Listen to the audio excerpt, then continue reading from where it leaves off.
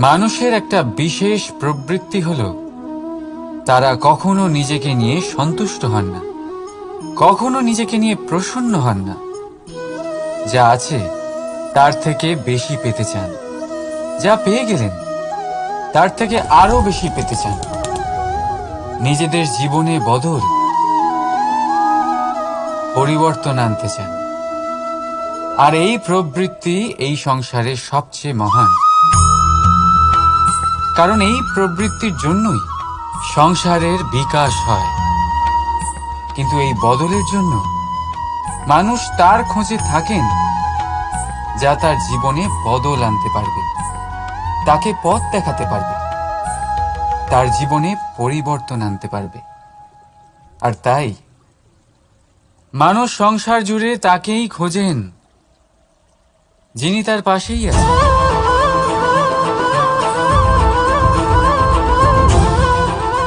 বলুন তো কে? যদি কেউ আপনার জীবন বদলাতে পারে তবে তাকে আয়নায় দেখুন। আপনি নিজেই সে যে নিজের জীবন বদলাতে পারে, নিজেই নিজের পথপ্রদর্শক হতে পারেন, জীবনে বদল আনতে পারেন, পরিবর্তন আনতে পারেন। তাই চিনুন নিজের অন্তরের শক্তিকে, আর এটা বিশ্বাস করুন যে এই সংসারে আপনার থেকে বেশি শক্তিশালী আর কেউ নেই। জীবন বদলে যাবে আপনার। আর অন্ধবিশ্বাস নয়, আত্মবিশ্বাসের হাত ধরুন। আপনার সমস্যা আপনা থেকেই দূর হয়ে যাবে। তাই ভালোবেসে বলুন, রাধা রাধা। জীবনে কিছু করে দেখাতে হলে আকাশের সেই সীমা ছুঁতে হবে যে সীমা ছোঁয়ার কথা আপনি কখনো ভাবতেও পারেন না। তাহলে নিজের মধ্যে এই তিনটি গুণ সম্মিলিত করুন। প্রথম, নিজের লক্ষ্যে পৌঁছবার ইচ্ছে, একাগ্রতা। এ আপনার দ্বারা এমন কাজ করাতে পারে যা আপনি কখনো করতে পারবেন না। দ্বিতীয়, সাহস, সমস্যার সমাধান করার ক্ষমতা। এটা আপনার দ্বারা তাই করাতে পারে যা আপনি সত্যিই করতে চান। আর তৃতীয় হলো অভিজ্ঞতা। অভিজ্ঞতা আপনাকে বলে দেবে আপনার কি করা উচিত আর কি নয়। তাহলে যিনি ইচ্ছে, সাহস আর অভিজ্ঞতা, এই তিন গুণকে সম্মিলিত করতে পেরেছেন, তাদের জন্য সংসারে এমন কোনো কাজ নেই যা তারা করতে পারেন না। তারা সর্বদা প্রসন্ন হয়ে বলেন, রাধা রাধা। স্বপ্ন আর লক্ষ্য একই মনে হয়। এই দুইয়েরই কথা মানুষ কল্পনা করেন। এই দুই মানুষ অর্জন করতে চান। আর এই দুই পূর্ণ হলে মানুষ নিজেকে অত্যন্ত ভাগ্যবান বলে মনে করেন। কিন্তু এই দুইয়ের মধ্যে পার্থক্য আছে। পার্থক্য এই যে স্বপ্নের জন্য বিনা পরিশ্রমের ঘুম দরকার হয়, আর লক্ষ্যের জন্য বিনা ঘুমের পরিশ্রম। যে ব্যক্তি ঘুমের মধ্যে স্বপ্ন দেখতে থাকেন, জেগে ওঠার পর তার হাত খালি থেকে যায়। আর যে ব্যক্তি পরিশ্রম করেন, শয়নকালেও তার হাত তার লক্ষ্যেই থাকে। তাই যদি স্বপ্নও দেখতে হয়, তাহলে লক্ষ্য জেনে পরিশ্রম করুন। আর ভালোবেসে বলুন, রাধা রাধা। ইচ্ছে, সিদ্ধান্ত আর নিশ্চয়তা, এই শব্দগুলো আমরা আমাদের জীবনে অনেকবার শুনেছি, তাই না? জীবনে অনেক সময় অনেক কিছু পেতে খুবই ইচ্ছে করে, কিন্তু শুধু ইচ্ছে হলেই কি সবকিছু পাল্টায়? সবকিছু পাওয়া যায়? অনুর্বর জমিতে বাস করা ব্যক্তির মনে ইচ্ছে হয় যেন সে শীতল জল পায়, কিন্তু সে পায় না। যে এক কুয়ো খোঁড়ার সিদ্ধান্ত নিয়েছে, সে মাটি খোঁড়ার জন্য কোদাল অবশ্যই পেয়ে যায়। আর যে নিশ্চিত করে নিয়েছে, সে দেরি করে হলেও সেই শীতল জল অবশ্যই পেয়ে যায়। তাই জীবনে কেবল ইচ্ছে করবেন না, সিদ্ধান্ত নিন আর তারপর নিশ্চিত করুন, সব পেয়ে যাবেন। আর ভালোবেসে বলুন, রাধা রাধা। প্রদীপ জ্বালানোর কাজ বড়ই আনন্দদায়ক। উজ্জ্বলতার এই শিখা যেন আত্মার মধ্যে গিয়ে মনে উল্লাস ভরে দেয়।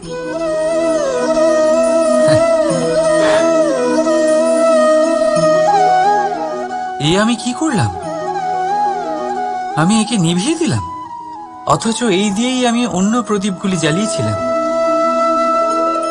কারণ যতক্ষণ এই শিখা অন্য প্রদীপগুলিকে জ্বালাচ্ছিল ততক্ষণ এই নিজেও জ্বলছিল, কিন্তু যেই ও এই কাজ করা ছেড়ে দিল তখন একেও নিভতে হলো। বুঝলেন? সেরকমই জীবন হলো উজ্জ্বলতা দেওয়ার আরেক নাম।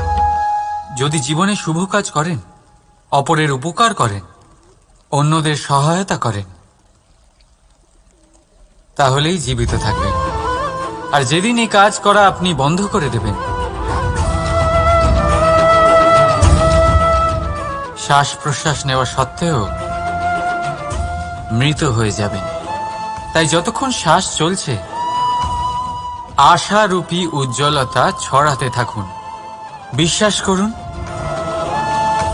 মৃত্যুর পরেও আপনি অমর থাকবেন। তাই ভালোবেসে বলুন, রাধা রাধা। যবে থেকে জীব প্রাণের অস্তিত্ব পেয়েছে তবে থেকেই আরো একটি শব্দ জন্ম লাভ করেছে, সংঘর্ষ। জন্মলগ্ন থেকেই মানুষকে বাঁচার জন্য সংঘর্ষ করে যেতে হয়। কখনো নিজের লক্ষ্যে পৌঁছবার জন্য সংঘর্ষ করতে হয়, আর কখনো যা পেয়েছেন তাকে রক্ষার জন্য সংঘর্ষ করতে হয়। কিন্তু প্রত্যেকে একই অভিযোগ করে যে সংঘর্ষ করার সময় ভীষণ কষ্ট হয়। আপনি যোদ্ধা হলে প্রহার আপনাকে সহ্য করতেই হবে। সাঁতার শিখতে হলে জলে আপনাকে প্রবেশ করতেই হবে।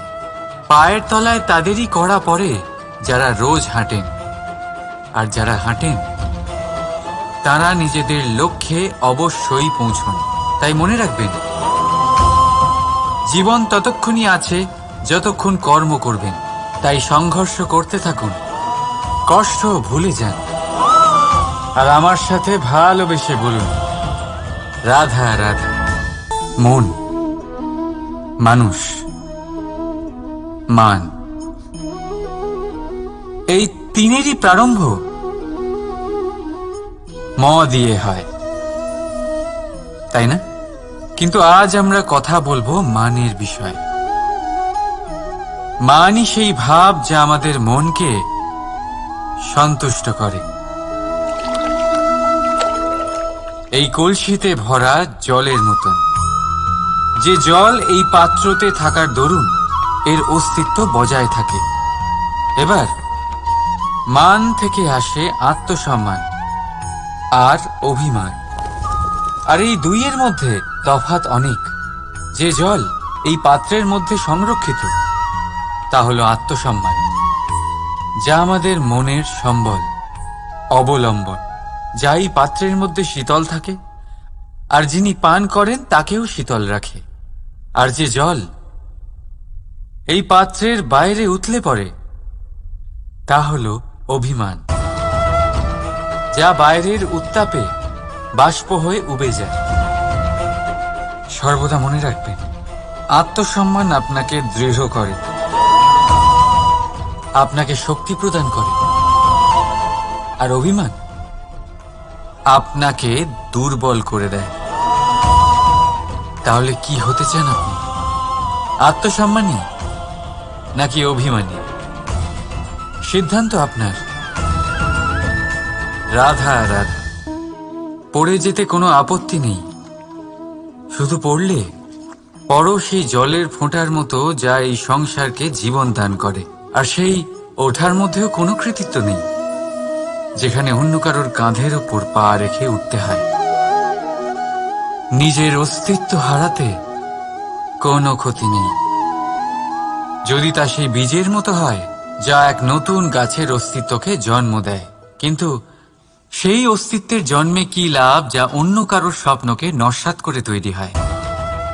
ক্রোধে খারাপ কিছুই নেই, যদি তা কোনো দুষ্টকে সঠিক পথে চালনা করে।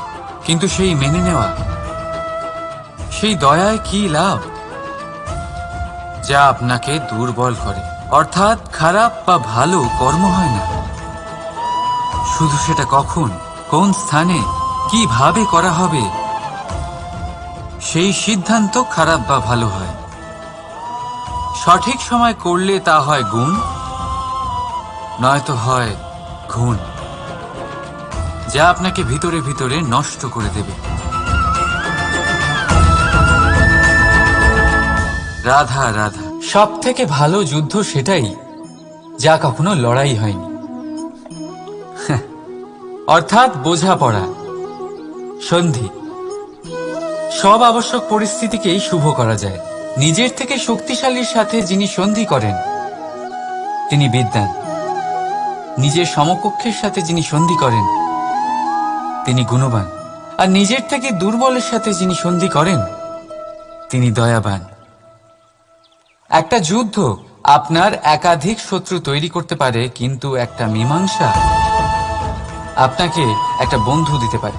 তাই হাতের মুঠো তখনই শক্ত করুন যখন যুদ্ধ এড়ানো অসম্ভব হয়ে পড়ে, নয়তো হাত বাড়িয়ে হাত মেলান, কারণ মিলনে যে সুখ, যাতনায় তা নেই।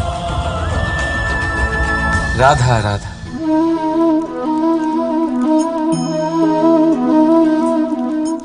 শীতকালের সন্ধ্যায় এই জ্বলন্ত কাঠে হাত সেঁকতে কার না ভালো লাগে? কত সময় পেরিয়ে যায় এই কাঠ সরাতে, ঘোরাতে, বোঝাই যায় না। এই কাঠগুলি আগে জ্বলে, তারপর আমাদের উষ্ণতা দেয়, আর তারপর ছাই হয়ে যায়। আচ্ছা বলুন, এই আগুনের উৎপত্তি কোথা থেকে হয়? উত্তরটা সহজ, এই কাঠ থেকে। আচ্ছা, এই ছাইয়ের উৎপত্তি কোথা থেকে হয়? উত্তর সেই একই, এই কাঠ থেকেই। তাহলে আগুন আর ছাই, এই দুইয়ের উৎপত্তি কাঠ থেকেই হয়। এবার ভাবুন, আগুন যা এই কাঠ জ্বালায়, আর ছাই সেই ছাই যা এই আগুন নিভিয়ে দেয়। কিছু বুঝলেন? আপনার শক্তি আপনার ভেতরেই উৎপন্ন হয়, আর আপনার অন্তরের ক্ষতিকর সেই ছাই, সেটাও আপনার ভেতরেই উৎপন্ন হয়। তাই নিজের ভিতরের উজ্জ্বলতা দিয়ে এই সংসারকে আলোকিত করতে চান, নাকি নিজের ভেতরের আধার বার করে এই সংসারে অন্ধকার আনতে চান? সিদ্ধান্ত আপনার। রাধা রাধা। জল, জলই পৃথিবীতে বেঁচে থাকার জন্য আবশ্যক তো বটেই, কিন্তু এই জল আমাদের একটা অত্যন্ত গুরুত্বপূর্ণ শিক্ষা প্রদান করে। কখনো এই জলকে দেখেছেন? যে পরিস্থিতিতেই এই জল প্রবাহিত হোক না কেন, এর উপর যা কিছুই প্রভাব থাকুক না কেন, এর পথে যতই বাধা আসুক না কেন, তার মধ্যে থেকে ও নিজের পথ ঠিক বের করে নেয়, কিন্তু নিজের প্রবাহ থামতে দেয় না, ক্রমাগত অগ্রসর হতে থাকে। সেরকমই একটা শিক্ষা যেটা আমরা জল থেকে পেয়ে থাকি তা হলো এটা: আমরা যখন জলের দিকে তাকাই তখন আমরা নিজের প্রতিবিম্ব দেখি, স্পষ্টভাবে দেখতে পাই, কিন্তু তখনই দেখতে পাই যখন এই জল শান্ত থাকে, স্থির থাকে। যদি এই জল অশান্ত হয়ে থাকে, স্থির না হয়, তাহলে আমরা এতে নিজের প্রতিবিম্ব দেখতে পাই না। এটাই আমাদের মনের সাথেও হয়ে থাকে। যখনই জীবনে কোনো সংকট আসে, যদি আমরা শান্ত মনে, স্থির মনে সিদ্ধান্ত নিই, তাহলে সেটা এমন একটা শীতল সিদ্ধান্ত হবে যেটা আমাদের ভবিষ্যৎকে একটা শ্রেষ্ঠ স্থানে নিয়ে যাবে। যদি এই মন অশান্ত হয়, বিচলিত হয়, পীড়িত হয়, দুঃখিত হয়ে থাকে, রুষ্ট হয়ে থাকে, তাহলে অনেক সময় আমরা এমন সিদ্ধান্ত নিই যেটা আমাদের জন্য অনুচিত প্রমাণিত হয়। যখন আপনি ক্রুদ্ধ ছিলেন বা দুঃখের বশে ছিলেন, তখন অনেক সময় হয়তো এমন সিদ্ধান্ত নিয়েছেন যেটার জন্য ভবিষ্যতে আপনি অনুশোচনা করেছেন। এবার দেখুন, এই আবেগগুলো থেকে আমরা পালাতে পারবো না, কিন্তু এই আবেগগুলো আপনার ওপর কতটা প্রভাব ফেলবে সেটা আমরা অবশ্যই ঠিক করতে পারি। এই মনকে আমরা নিয়ন্ত্রণ করতে পারি। এটাই করুন, চিন্তা করুন, এই মনকে শান্ত রাখুন, স্থির হতে চেষ্টা করুন, আর তারপরে সিদ্ধান্ত নিন। আসুন আমার সাথে ভালোবেসে বলুন, রাধা রাধা। এই হিরেটা দেখতে পাচ্ছেন আপনি? লক্ষ কোটি বছর ধরে পৃথিবীর গর্ভে থাকার পরে এটা এতটা শক্ত হয়ে ওঠে, কিন্তু যখন খনি থেকে একে বের করা হয় এটি কয়লার মতোই থাকে, সাদা, শক্ত, নিস্তেজ। কিন্তু যখন একে পালিশ করা হয় তখন এটা তেজ লাভ করে, আর ঠিক তখনই এর মূল্য বৃদ্ধি পায়। সংসারে মানুষের সাথেও ঠিক এমনটাই হয়ে থাকে। মানুষের বুদ্ধি, মেধা, অভিজ্ঞতা সেই বছরগুলোর জন্য বৃদ্ধি পায় না যে বছরগুলো আমরা জীবনে কাটিয়েছি, বরং সেই মুহূর্ত থেকে ফুটে ওঠে যখন আমরা কষ্টের সম্মুখীন হয়েছি, বিপদের সম্মুখীন হই, সংকট পেরিয়েছি, ছলনা আর ক্লেশ সহ্য করেছি। এই জন্য যদি আপনার জীবনে আপনি সংকটের সম্মুখীন হন, বিপদ আসে, কষ্ট আসে, তাতে একেবারেই ভয়ভীত হবেন না, তাকে আহ্বান জানান, কারণ এই পরিস্থিতিগুলোই আপনাকে অভিজ্ঞতা দেবে যা আপনাকে উন্নত করবে। রাধা রাধা। মানুষের মধ্যে এক বিশেষ গুণ পাওয়া যায়, মূল্যায়ন করার। কোনটা দামি, কোনটা সস্তা, যেটা কিনতে গেলে অনেক মুদ্রা লাগে, অনেক পরিশ্রম লাগে, সেটা দামি। যেটা কিনতে গেলে কম মুদ্রা, কম পরিশ্রম লাগে, সেটা সস্তা। কিন্তু এটাই কি সম্পূর্ণ সত্য?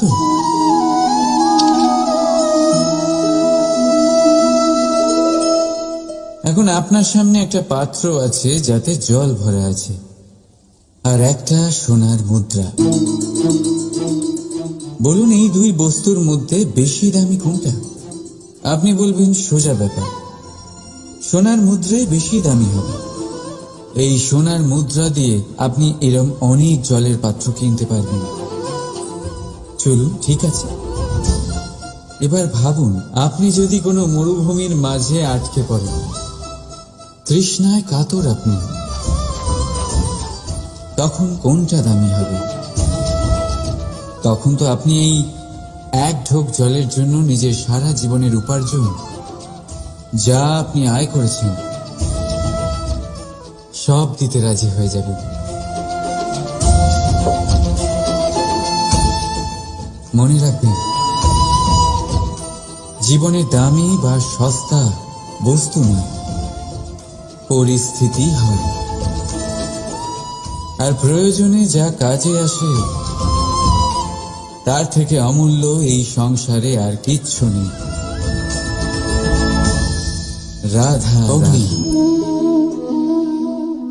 জীবনে খুব মহত্বপূর্ণ হয়। এই অগ্নি, এই অগ্নি উজ্জ্বলতা হয়ে আমাদের জীবিত রাখে। কিন্তু ভাবুন, যদি এই উজ্জ্বলতা ক্রোধের অগ্নি হয়ে দিকভ্রষ্ট হয়, তাহলে কি হবে? একটা ছোট পাতা দিয়ে শুরু করে গোটা বনকে ছারখার করে দিতে পারে। ঠিক সেরকমই মানুষের ক্রোধের আগুনও অন্যদের তো ভস্ম করেই, কিন্তু তার পূর্বে স্বয়ং নিজেকেই ভস্ম করে দেয়। তাহলে কি করা যায়? কি করে নিয়ন্ত্রণ করা যায় তাকে? উত্তর হলো, তাতে জল ঢেলে দিয়ে, জলের মতো বইতে দিন একে। ঠিক সেইভাবে যেমন সূর্য নিজের অগ্নিকে তেজ বানিয়ে আপনার কাছে পৌঁছে দেয়। এটাই পার্থক্য সূর্যের অগ্নি আর ক্রোধের অগ্নির মধ্যে। সূর্যের অগ্নি বিচ্ছুরিত হয়ে প্রতিফলিত হয়ে আসে, আর সেই জন্যই তাকে তেজ বলা হয়। অন্যদিকে আমাদের ক্রোধের আগুনের কোনো সীমাই থাকে না। তাহলে নিজের অন্তরের শক্তিকে ক্রোধের আগুন বানিয়ে জ্বালাতে চান, নাকি উজ্জ্বলতা বানিয়ে বিস্তারিত করতে চান? সিদ্ধান্ত আপনার। রাধা রাধা। সংসারে সব থেকে কঠিন কাজ কি? কেউ বলবেন পর্বত আরোহণ করা, কেউ বলবেন সাঁতার কাটা, কেউ বলবেন আকাশে ওড়া। কিন্তু বাস্তবে সত্যি কি এগুলি কঠিন? আসলে যদি দেখা যায় তো এগুলি কিছুটা আলাদা। যে কাজ আমরা করতে অভ্যস্ত নই, আমরা তাকে কঠিন ভেবে নিই। যেমন সাঁতার কাটা আলাদা, পাহাড়ে ওঠার কলা আলাদা, আকাশে ওড়ার কলা আলাদা। যেমন কিছু মানুষ গণিত আর বিজ্ঞানকে কঠিন ভেবে নেয়, কিন্তু বাস্তবে এটা সাহিত্যের থেকে কিছুটা ভিন্ন, কঠিন নয়। দেখুন, এই সংসারে কঠিন কিছুই নেই, শুধু একে অপরের থেকে কিছুটা ভিন্ন। যেমন কোনো মানুষ হন, সম্পর্ক হোক, কারোর চিন্তাধারা বা বিচার বুদ্ধি হোক, কখনো কখনো আমরা বুঝতে পারি না, কারণ আমাদের চিন্তাধারা ও বিচার বুদ্ধির থেকে সেগুলি আলাদা। কিন্তু যদি এটা বুঝে নেওয়া যায় যে সেটা কঠিন নয়, একটু ভিন্ন মাত্র, তাহলে অনেক সম্পর্ক বাঁচানো যেতে পারে। রাধা। বলুন, শ্রেষ্ঠ কে? রেশমের সুতো যিনি তৈরি করেন, নাকি তিনি যিনি এই সুতো দিয়ে বস্ত্র তৈরি করেন? নিশ্চিতভাবে যিনি বস্ত্র বানান। এবারে বলুন, শ্রেষ্ঠ কে? নদী তটে মাটি ছড়িয়ে রেখে দেয় যে বান, নাকি সেই মাটি একত্রিত করে তাই দিয়ে যিনি মূর্তি বানান সেই মূর্তিকার? নিশ্চিতভাবেই মূর্তিকার। এবারে বলুন, শ্রেষ্ঠ কে? দেবতা আর দানবের সেই দল যারা অমৃত পাওয়ার জন্য এই সংসারে হলাহল ছড়িয়ে দিয়েছে, নাকি মহাদেব যিনি এই হলাহল নিজে পান করে নিজের কণ্ঠে ধারণ করেন? নিশ্চিতভাবেই মহাদেব সর্বশ্রেষ্ঠ। ঠিক এইভাবেই সংসারে ছোট ছোট ব্যাপারকে যারা বড় করে দেখেন তারা শ্রেষ্ঠ হন না, কারণ ছোট ছোট খুঁটিনাটিকে দ্বন্দ্বে পরিণত করা অত্যন্ত সহজ। কিন্তু সর্বশ্রেষ্ঠ তিনিই হন যিনি নিজের বিচার বুদ্ধি দিয়ে বড় বড় যুদ্ধের অবসান ঘটান। রাধা রাধা। নদীর জল মিষ্টি হয়, আর সাগরের জল হয় নোনতা, আর কোন নালার জল দুর্গন্ধে ভরা হয়। কেন? নদীর জল মিষ্টি হয় কারণ সে সকলকে জল দেয়, সাগর জল নেয়, আর তাই জন্য নোনতা হয়। আর নালা সে বওয়া বন্ধ করে দেয়, আর সেই কারণেই তা দুর্গন্ধময় হয়ে ওঠে, সে কাজের অযোগ্য হয়ে ওঠে। আমাদের জীবনেও অনেকটা এমনটাই হয়ে থাকে। যদি নদীর মতন জীবনে কিছু দিতে শেখেন, তাহলে জীবনে মিষ্টত্ব বজায় থাকবে। যদি সাগরের মতন ভাগ দেওয়ার বদলে শুধু সঞ্চয় করতে থাকেন, তাহলে মনে তিক্ততা ভরে থাকবে। আর যদি নালার মতন বওয়া বন্ধ করে দেন, কর্ম করা ছেড়ে দেন, তাহলে কাজের অযোগ্য হয়ে যাবেন। আর সেই জন্য কোনো বিশ্রাম ছাড়াই কর্ম করতে থাকুন। আর যা কিছু আপনার কাছে আছে তাকে ভাগ করতে শিখুন। মন প্রসন্ন হয়ে বলবে, রাধা। আপনি কখনো কোনো পাখি দেখেছেন? তীব্র বায়ু, ভয়ানক বর্ষা, হিংস্র জীব একাধিকবার তাদের বাসা নষ্ট করে দেয়, কিন্তু তাও সে ঝড়ের সাথে ঝগড়া করে না। সে কখনো বর্ষাকে হিংসে করে না, আর না সে হিংস্র পশুদের ওপর প্রতিশোধ নেয়। সে শুধু স্থান পরিবর্তন করে, অন্য কোনো শক্ত ডালে আবার নিজের বাসা বানাতে উদ্যোগী হয়, আর তারপর সফল হয়ে নিজের পরিবার প্রতিষ্ঠা করে। আর তারপর কিছু মাসের মধ্যেই তার ছোট সন্তানদের আকাশে ডানা মেলে উড়তে দেখা যায়। অন্যদিকে একটি সাপ প্রহারের প্রতিশোধ নেওয়ার উদ্দেশ্যে মানুষের বসতিতে প্রবেশ করে, আর শেষে সে নিজেই মারা যায়। এই শিক্ষাই আমাদের মানুষদের জন্য প্রযোজ্য। প্রতিশোধের আগুনে মানুষ স্বয়ং ভস্ম হয়ে যায়, উত্থান থেকে পতনের দিকে নিয়ে যায়। তাই যদি জীবনে উন্নতি করতে হয়, তবে পরিবর্তনের চিন্তা নিয়ে কর্ম করুন, নয়তো প্রতিশোধ আপনাকে রসাতলে তলিয়ে দেবে। রাধা রাধা। প্রকৃতি প্রত্যেক জীবকে অনুভূতি দিয়েছে, যাতে সে নিশ্চল না হয়, কোনো না কোনো কর্ম করতে থাকে। আর সেই অনুভূতি হল খিদে। পশু পক্ষী প্রাণী পরিশ্রম করতে থাকে নিজের খিদে মেটানোর জন্য। কিন্তু অন্য জীবের মতো মানুষের খিদে কি তার পেট অবধি সীমিত থাকে? পেটের খিদে মেটাতে মেটাতে কখন যে এই খিদে মন আর মায়ার তৃষ্ণায় রূপান্তরিত হয় আমরা বুঝতেই পারি না। আর বেশিরভাগ ক্ষেত্রে এই তৃষ্ণা অর্থ সংগ্রহ করা অবধি সীমিত থাকে। নিজের জীবন ধারণ ছেড়ে কার জন্য এই অর্থ সংগ্রহ করছেন আপনি? আগামী প্রজন্মের জন্য। বড়ই বিচিত্র, তাই না? নিজের জীবন ধারণ ছেড়ে অর্থ সংগ্রহ করতে করতে নিজের জীবনের সুখ বিসর্জন দিচ্ছেন, আর আগামী প্রজন্মকে কাজ করার থেকেও আটকাচ্ছেন। পুত্র যখন কুপুত্র তখন কেন অর্থ সঞ্চয়? পুত্র যখন সুপুত্র তখন কেন অর্থ সঞ্চয়? নিজের সন্তানকে সংস্কার দিন, অর্থ নয়।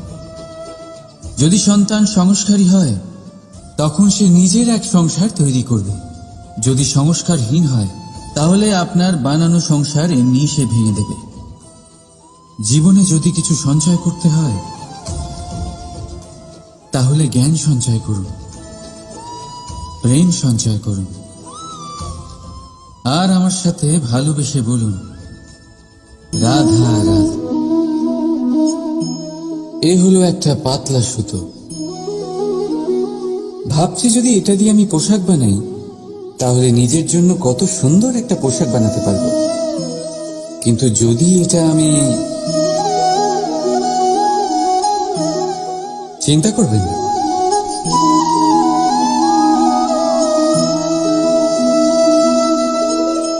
দেখুন এই সুতো জোড়া লেগে গেল।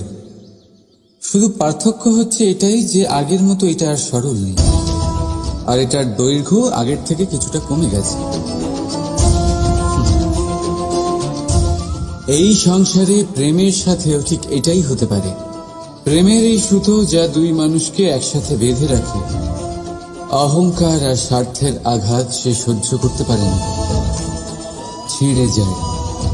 চেষ্টা করলে আবার এই সম্পর্ক হয়তো জোড়া লাগতে পারে, কিন্তু তা আগের মতো কখনোই থাকে না, কারণ মনে গিট পড়ে যায়।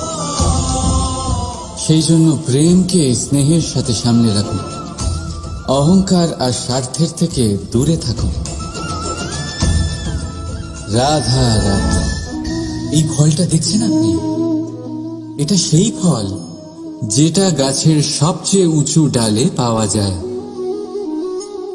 কিন্তু যখন এটা খসে পড়ে তখন এটা আকাশের দিকে যায় না যা ওপরে আছে, সে যায় সেই ভূমির দিকে যে নিচ থেকে তার দিকে তাকিয়ে থাকে। কেন? কারণ এই ফলের নিজের উচ্চতার ধারণা মাটির থেকে নিজের দূরত্ব দেখে হয়। এই ব্যাপারটাই আমাদের মানুষের জন্যও খাটে।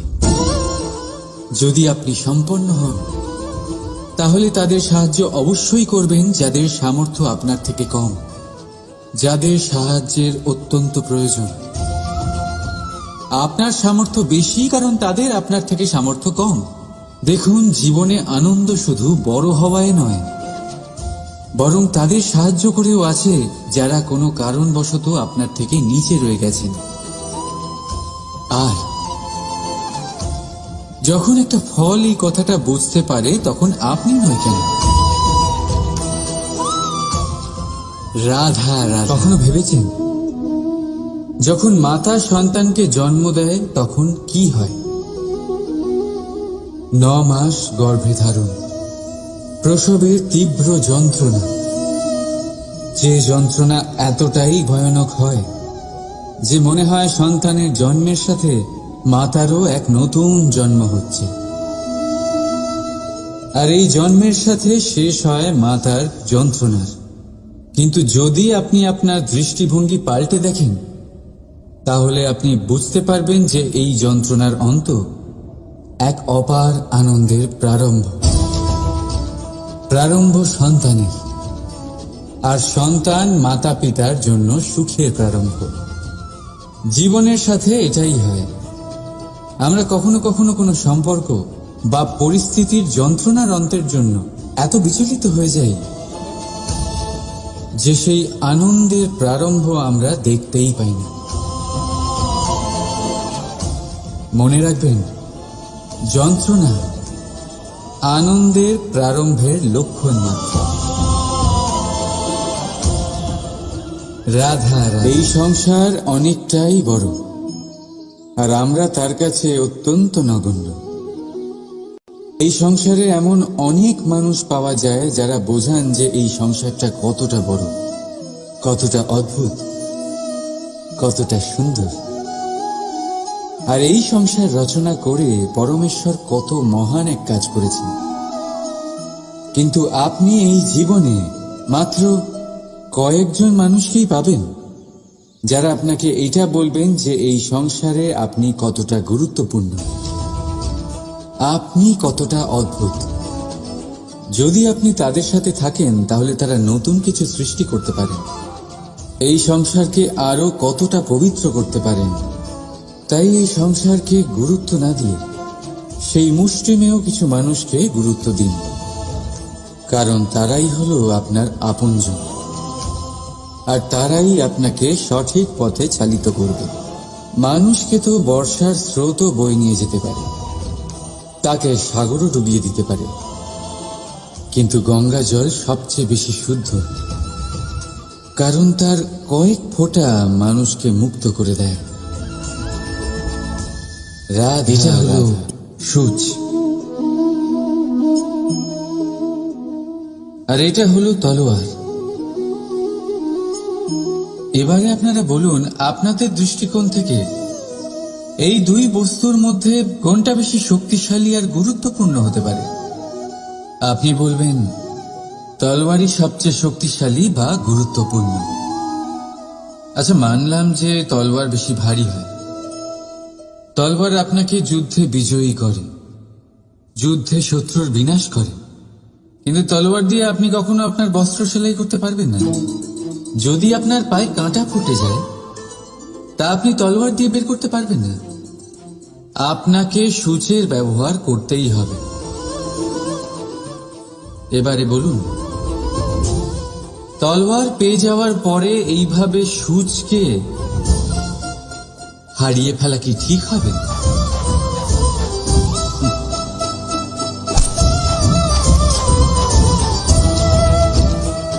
ঠিক সেইভাবেই জীবনে সম্পন্ন বন্ধু পাওয়ার পরেও আপনার সেই বন্ধুদের হারাবেন না যারা কম সম্পন্ন, দরিদ্র, কারণ তারা আপনার সাথে তখন ছিলেন যখন আপনি কিছুই ছিলেন না, আর জীবনে দরকার পড়লে তারাই আপনার কাজে আসবে, সম্পন্ন বন্ধু নয়। তাই যাকে ভালোবেসেছেন তার সাথে বন্ধুত্ব পালন করুন, চিত্ত আনন্দে জেগে উঠবে। রাধা রাধা। মানুষের জীবন কি? আপনি বলতে পারেন জন্ম আর মৃত্যুর মধ্যেকার সময়। আর মৃত্যু কখন হয়? যখন মানুষ শ্বাস নেওয়া বন্ধ করে দেয়, হাত পা নাড়ানো বন্ধ করে দেয়, ভাবা ছেড়ে দেয়। এমনটা নয়, মানুষের অন্তর, তার মৃত্যু তখনই হয় যখন তার অন্তরের করুণা শেষ হয়ে যায়। করুণা সেই ভাব যা মানুষকে মানুষ করে তোলে, যা এক মানুষকে আরেক মানুষের কষ্টে তার প্রয়োজনীয়তা অনুভব করে, আর সেটাই তাকে শক্তি দেয় অন্য কাউকে সহায়তা করার জন্য, তাকে পাত্র করে এই সৃষ্টির নিয়ন্তা হবার জন্য।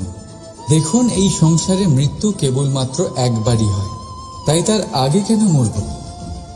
এই করুণাকে কেন মারব?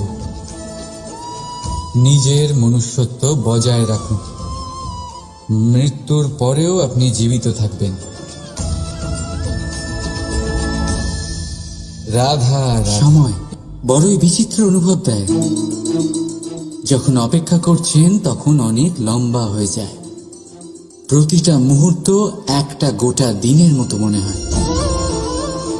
ঠিক সেইভাবেই যদি কোথাও যেতে দেরি হয় তখন সময় দৌড়তে থাকে, প্রসন্নতায় বয়ে যায় আর নিরাশায় থমকে যায়। আপনদের সাথে থাকলে সময়ের খেয়ালই থাকে না, শত্রুদের সাথে থাকলে সেই সময়ই খারাপ হয়ে যায়। কিন্তু এটাই কি সত্যি বাস্তব? না, সময় তো সময়ই হয়, নিজের গতিতেই চলে সে। শুধু সেই গতির আভাস আমাদের মানসিক অবস্থা অনুযায়ী বদলে যেতে থাকে। তাই এই সমস্যা সময়ের নয়, আমাদের মানসিকতা। তাই নিজেকে খুশি রাখুন, অন্যদেরও খুশি রাখুন। আগের সমস্ত ঘটনা ভুলে যান আর একটা উজ্জ্বল ভবিষ্যতের দিকে অগ্রসর হন। সময় সব সময় ভালোই লাগবে।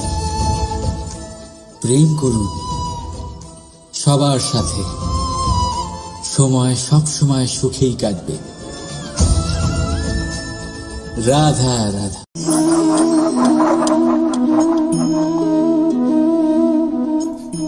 কোনো ব্যক্তিকে নিশ্চয়ই দেখেছেন যিনি নিজে কাঠ কাটার এই কাজে নিপুণ এবং অভিজ্ঞ। এবার আপনারা দেখবেন যে তার মনোযোগ সমস্ত কাঠের ওপর থাকে না, তার মনোযোগ থাকে শুধুমাত্র একটা কাঠের ছোট্ট একটি অংশের ওপর, যেখান থেকে তার টুকরো করা হচ্ছে। কিন্তু সেটা উনি কেন করেন? যদি এটা উনি না করেন তাহলে সেই কাঠ সঠিক পদ্ধতি এবং তাড়াতাড়ি কাটা যাবে না। জীবনেও তাই হয়ে থাকে। আপনি হয়তো কোনো লক্ষ্য স্থির করেছেন বা পথ নির্বাচন করেছেন বা কাজ স্থির করেছেন যেটা আপনি করেই ছাড়বেন। তাহলে নিজের সম্পূর্ণ মনোযোগ শুধুমাত্র তার উপর কেন্দ্রীভূত করুন। যদি আপনার মন এদিক ওদিক তাকাতে থাকে, অস্থির হয়ে পড়ে, বিচলিত হয়ে পড়ে, যদি তা হয়ে থাকে তাহলে আপনি অবশ্যই অসফল হবেন। তাই কর্মঠ থাকুন, নিরন্তর কর্ম করতে থাকুন এবং পূর্ণ মনোযোগ দিয়ে নিজের কাজ করুন। নিজের পথে অগ্রসর হন বা নিজের লক্ষ্য প্রাপ্ত করতে চেষ্টা করুন। তারপর দেখুন কি হয়, কিভাবে উচিত পথে এবং তীব্র গতিতে আপনার লক্ষ্য আপনার কাছেই পৌঁছে যায়। আর আপনার এই মন প্রসন্ন হয়ে বলে রাধা রাধা। মনুষ্য জীবনের সবথেকে বেশি গুরুত্বপূর্ণ বিষয় হল মনের একাগ্রতা। এই সংসারের যে কটি মহান কার্য সম্পাদন হয়েছে তা হল মনের এই একাগ্রতার একমাত্র ফল। আপনি অবশ্যই দেখে থাকবেন অনেক ছোট বড় নদী যা বয়ে চলে তাদের সামনে একটা বাঁধ নির্মাণ করা হয় সেই সব নদীর জল সঞ্চয় করতে। বাঁধ হয়ে গেলে প্রয়োজন মতো বা মনের ইচ্ছে মতো তাকে ব্যবহার করা সম্ভব। এবার এটাই আমাদের মনের সাথেও সম্ভব। আমাদের মনের একাগ্রতা আজকের দিনে দাঁড়িয়ে বিভিন্ন ধরনের বিকার, ক্রীড়া এবং ভোগের মধ্যে ভাগ হয়ে গেছে। একে একত্রিত করতে হবে, একটা বাঁধ নির্মাণ করতে হবে, কর্মের বাঁধ। আপনাকে শুধু এটাই করতে হবে, যেটা উচিত কর্ম সেটাই করুন, যেটা অনুচিত কর্ম সেটা করা থেকে নিজেকে বিরত রাখুন। ব্যাস, এই কাজটাই আপনি করতে থাকুন, করতে থাকুন। মনের মধ্যে একাগ্রতার বাঁধ নির্মাণ করুন। আর একবার যদি তা নির্মাণ হয়ে যায় তাহলে যখন চাইবেন, যেখানে চাইবেন, যতটা চাইবেন একাগ্রতা প্রয়োগ করতে পারবেন। আর একবার যদি আপনি এটা শিখে যান তাহলে এই সংসারকে বদলে ফেলার মতো কাজ আপনি করতে পারবেন, সমাজকে শুধরাবার মতো কাজ করতে পারবেন। তাহলে এই মনকে একাগ্র করুন আর আমার সাথে ভালোবেসে বলুন, রাধা রাধা।